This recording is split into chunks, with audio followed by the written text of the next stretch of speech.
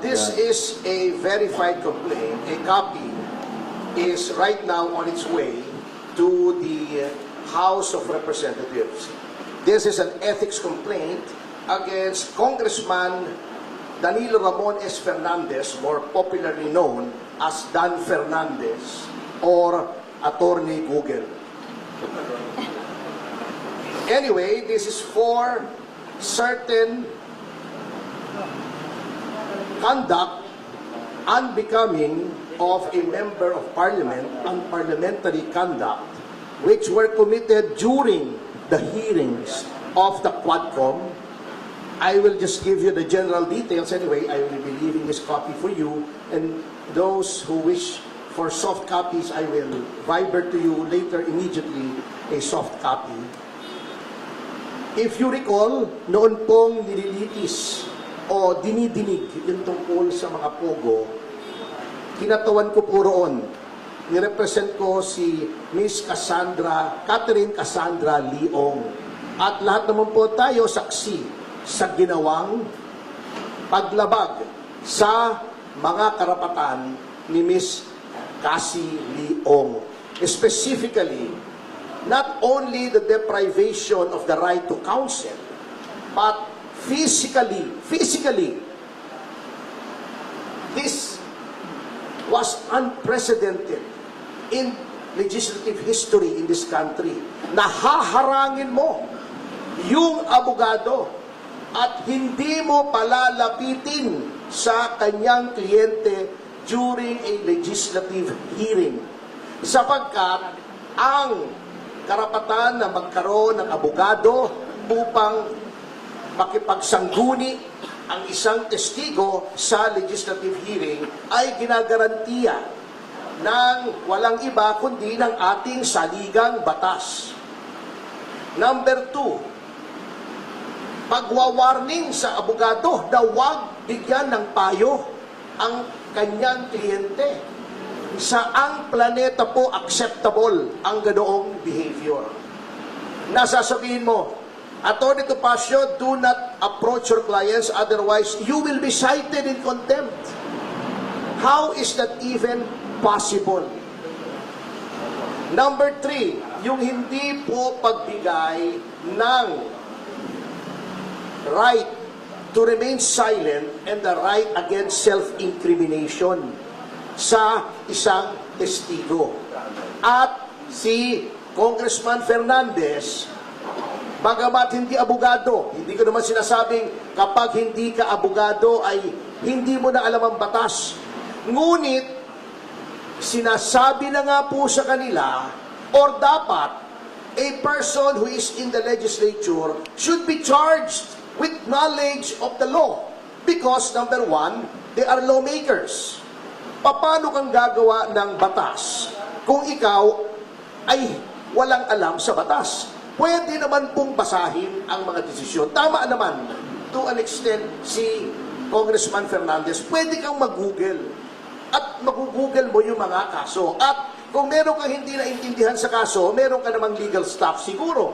O itanong mo sa kapwa mo, Congressman na abogado, ano bang ibig sabihin ito? At pinoint out na nga po sa kanila na sa napakaraming kaso, the right to remain silent and the right against self-incrimination may be invoked not only in criminal proceedings, but in all proceedings.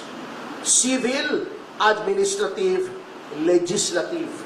At pinakita na nga po sa kanila ang batas. Pinoint out na nga po sa kanila yung batas.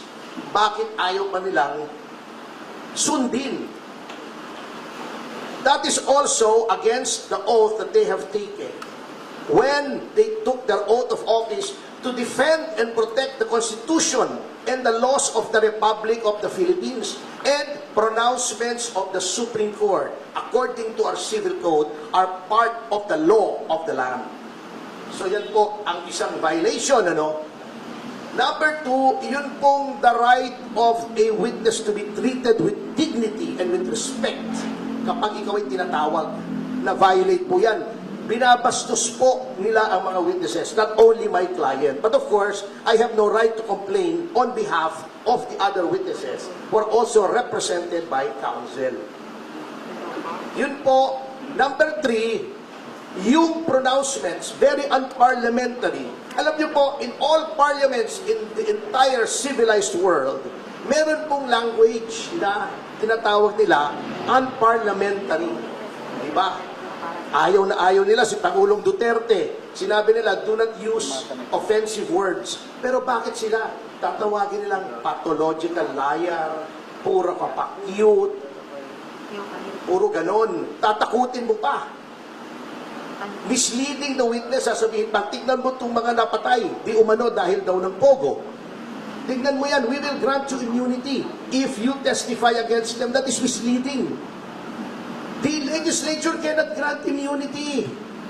It is only the prosecution in certain cases and the prosecution with the consent of the court in other cases that may grant immunity by way of making a witness, a state witness. It is not for the legislature to grant immunity. They can only grant transactional immunity, which I can explain later on, but they cannot grant complete immunity. So, pagsama-samahin niyo yan, ayaw nilang makausap sa abogado. Bago tatakutin nila para magsalita against her right to self-incrimination and against the right to remain silent. Pagkatapos, igagrant mo na, papangakuan mo ng immunity na wala ka namang kapangyarihang ibigay. All of these are parliamentary conduct. And nakalagay po, may rules of conduct, hindi lamang ang miyembro ng mababang kapulungan, kundi ang mga public officials on how they conduct themselves. And it is my respectful contention that Congressman Fernandez has violated these norms of conduct. Ngayon, bakit sa Ethics Committee? Kasi may nakalagay po sa ating konstitusyon na yung mga ginagawa po ng isang miyembro ng lehislatura, they can only be made liable therefore in no other place than the legislature. That's why may committee on ethics. They are supposed to police themselves. Now huli na po, bago tayo pumunta rito, and I feel this is also of equal importance in this case. Sasabihin nila, walang mangyayari dyan sa complaint po kasi sila din yan eh. Si Congressman Espares ang head ng Committee on Ethics. Pagtatakpan lang nila yung sarili nila. Well, unang-una, I would like to give our lawmakers, at least the majority, the benefit of the doubt. Although I doubt the benefit. Ngunit, by doing this, I want to prove two things. Number one should not sit idly by while the rights of persons are being trampled upon by the legislature. Dapat may magreklamo dito. Otherwise, gagawin nilang palagi yan sa lahat ng witnesses. Notwithstanding the caveat of the Supreme Court in Ong versus Senate Blue Ribbon Committee, which by the way, I argued before the Supreme Court, which says that all witnesses must be given due process. Bina-violate na po nila yan. Number two, by filing this, I want to hold a mirror up to our honorable congressmen.